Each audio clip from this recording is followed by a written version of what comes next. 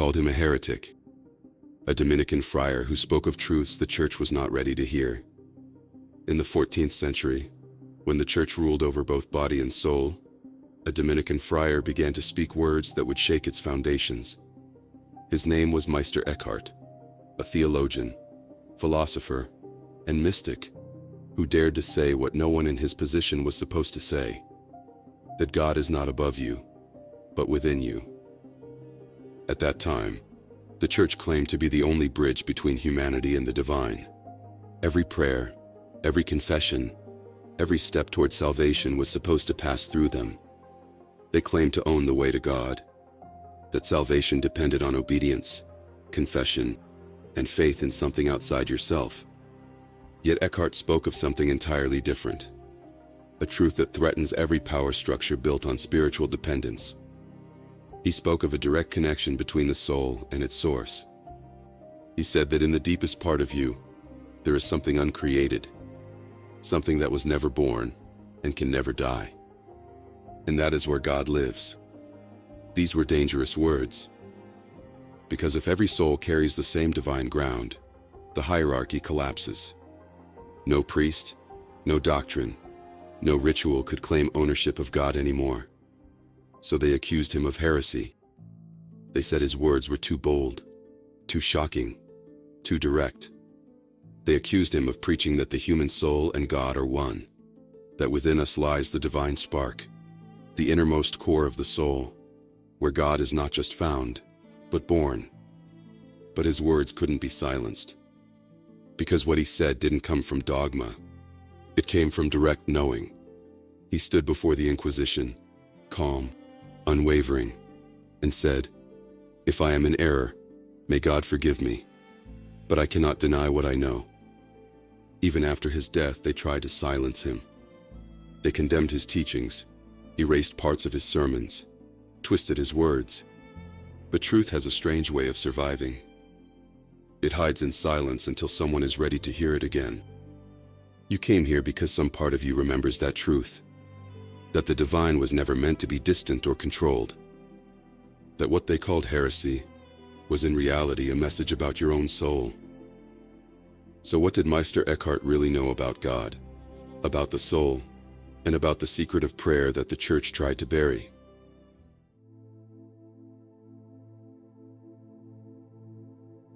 For centuries, religion had placed God on a distant throne, a ruler above creation, separate from the souls that worshipped him. But Meister Eckhart turned that image inside out. He said that God is not an external king to be obeyed, but an inner reality to be discovered. Not a voice speaking down from the heavens, but the silent awareness that looks out through your own eyes. He saw how religion had turned into control, how by separating humanity from divinity, it made people dependent on the middlemen of salvation. To Eckhart, this separation was the true illusion. He said, "The eye with which I see God is the same eye with which God sees me." In that single line, he erased centuries of spiritual hierarchy. It means that there is no distance between the seer and the seen, no wall between the soul and its source. When you see truly, you are seeing as God, not merely toward God. The divine is looking out through you. This is the rebellion of inner truth, the discovery that the divine is not something to reach, but something to realize. Your soul already knows this, because what you are seeking is what is seeing.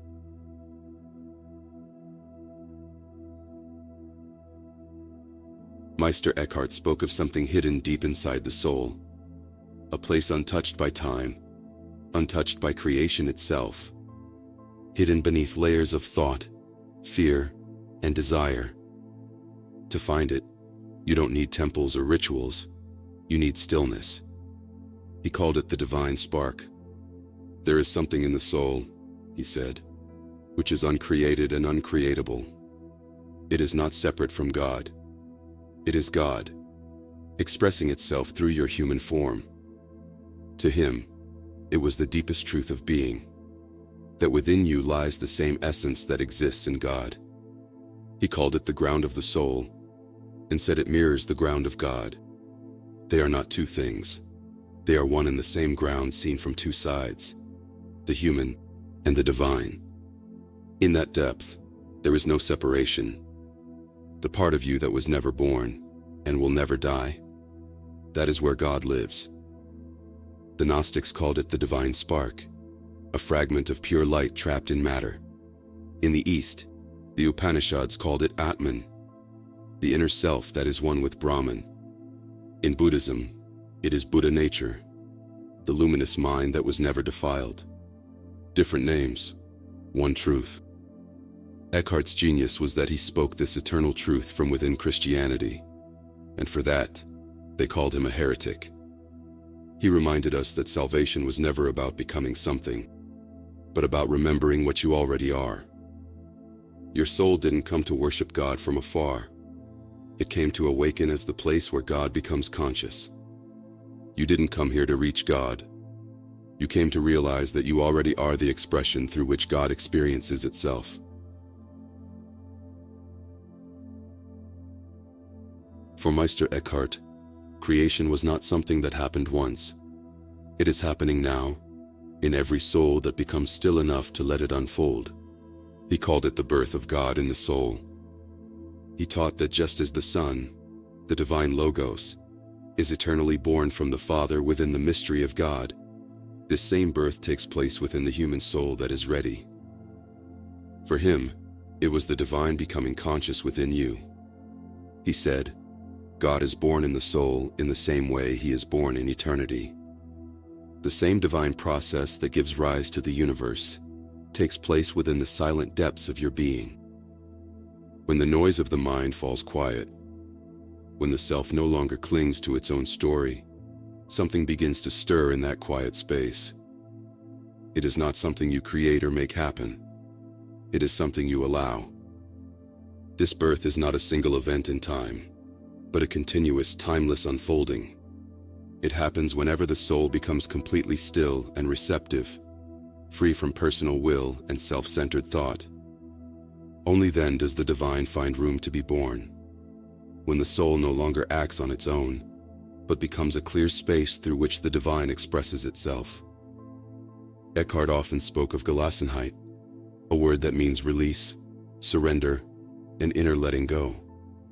For him, this was the truest form of prayer. Not asking, not pleading, but surrendering everything that stands between the soul and its source. When this stillness becomes complete, the divine word, the Logos, is born within you. It's like a mirror being polished. The light was always there, but only when the surface becomes clear does it reveal what was hidden all along. And in that reflection, the human and the divine meet, because the one who was seeking merges with the one who was sought. This is the moment when awareness recognizes itself, when God sees through your eyes and says, I am. Eckhart called it the birth of the Word. He said this inner birth is the purpose of human life, not to worship God from a distance, but to become the place where God is revealed. When this happens, everything changes. The soul no longer prays to God. It becomes the prayer itself. It no longer lives for God. It lives as God moving through form. For Eckhart, this transformation happens in timelessness, in that space beyond thought, where there is only pure knowing, but no knower. It's not about striving, improving, or achieving. It's about becoming transparent enough for the eternal to shine through you.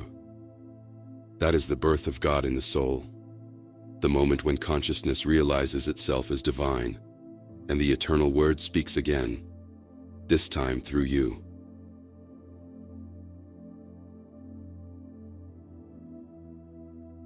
Eckhart called detachment the highest virtue. Not detachment from life, but from everything that keeps you trapped in yourself. He said, to be full of things is to be empty of God. To be empty of things is to be full of God. That's the reversal, the secret at the heart of all spiritual freedom. When the mind is crowded with desires, opinions, and constant noise, there's no space left for the divine to move. But when you let go, When you stop clinging to your stories, to what you think you are, space opens. And that space is where the divine enters. For Eckhart, detachment was the gateway to divine awareness. It wasn't about rejecting the world, but seeing through its illusions. To detach meant to stop measuring your worth by what you have, what you do, or what others see. It meant becoming so still inside that nothing external could shake your peace. He wrote that most people live as if their soul is scattered across things, possessions, titles, fears, and hopes. But when you recall that energy back into the present, back into pure awareness, the soul regains its unity. And in that unity, God appears. He taught that as long as you need something outside to make you whole, you remain divided. True peace begins when you no longer need to possess, prove, or defend anything. The moment you stop trying to control life, life itself becomes your prayer. And when the need to seek fulfillment disappears, what remains is quiet presence, the stillness of being itself. You finally realize you were complete all along. Eckhart compared this state to an open space, a room with no walls. He said that God is not found by adding more thoughts or practices, but by removing what stands in the way. Every attachment you release is a doorway, reopening between you and the divine ground within. True detachment is not indifference. It's intimacy without possession. It's love without fear of loss. It's action without the need for reward. And it's silence that listens instead of demanding. He taught that only the empty soul can be filled with God, because emptiness is not a lack, but readiness. It is the stillness that allows the eternal to take form through you. So when you stop holding on, you don't lose anything real. You simply make space for what was always waiting, the presence that was trying to reach you all along.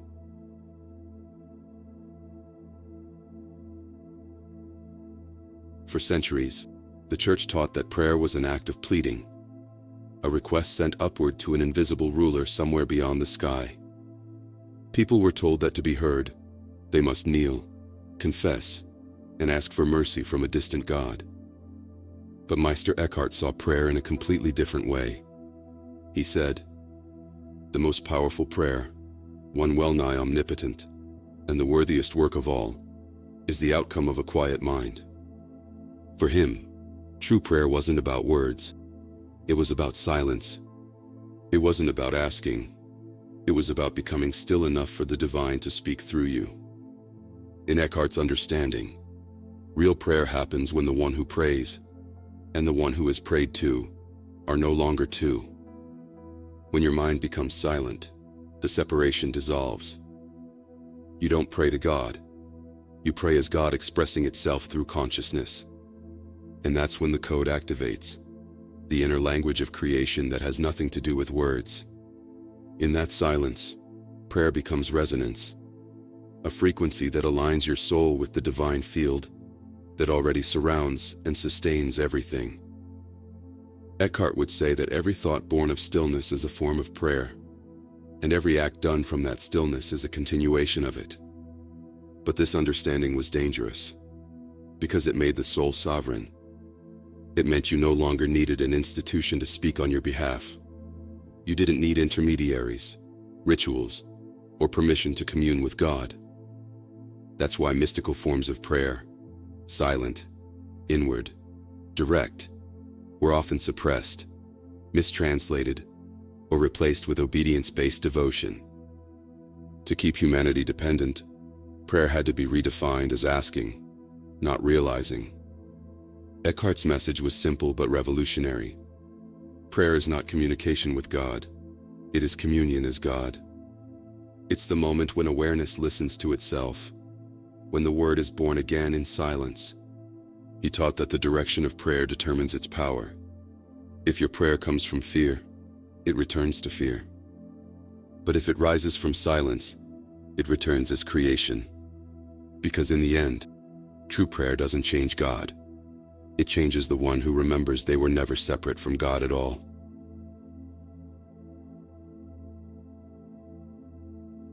For Meister Eckhart, even the word God was too small. He spoke of something beyond all images, all definitions, all opposites. The Godhead, the silent source from which even God arises. He said, God is simple stillness, and in this stillness, he is beyond being and beyond all distinction. To him, what most people called God was still a projection, an image shaped by human thought, emotion, and need. But the Godhead was pure awareness itself, the formless ground where no I and you exist. Eckhart made a daring distinction. God is how the divine appears in relation, as creator, as love, as the life that moves through all things. But the Godhead is beyond all relation.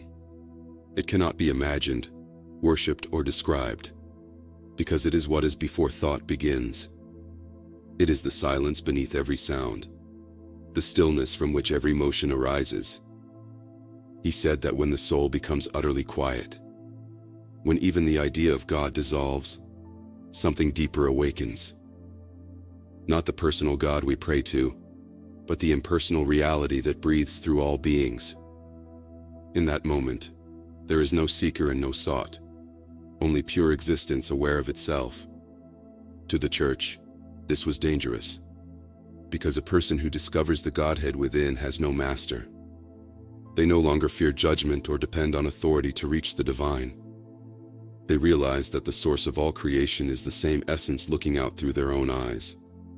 That's why mystics like Eckhart were silenced, not because they denied God, but because they revealed that you are not separate from what you seek.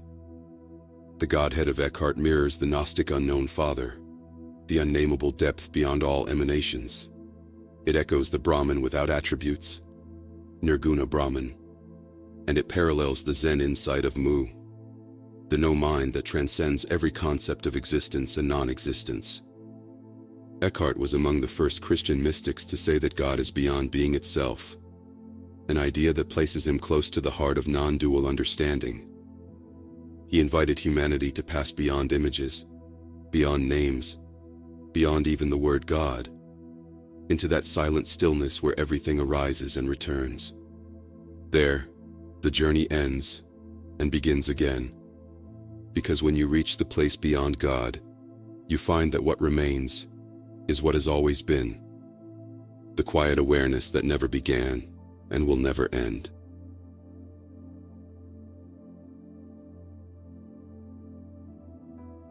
It was only a matter of time before his words reached Rome. Whispers of heresy turned into formal accusations. The Inquisition opened an investigation.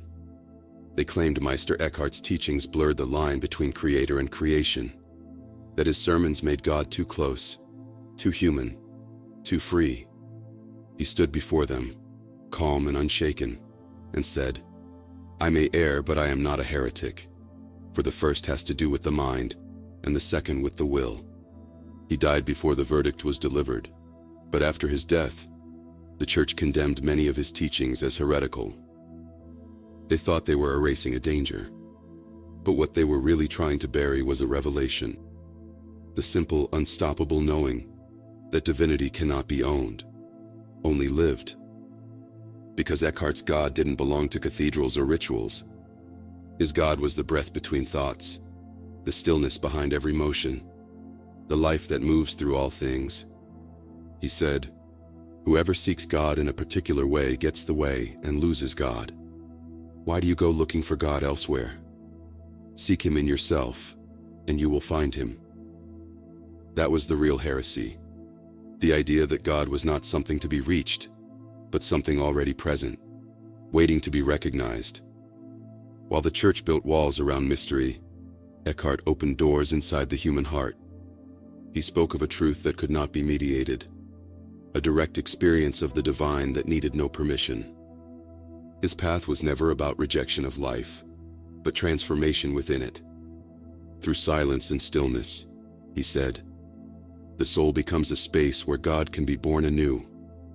When you let go of the self, the constant need to control, to define, to possess, something greater begins to move through you.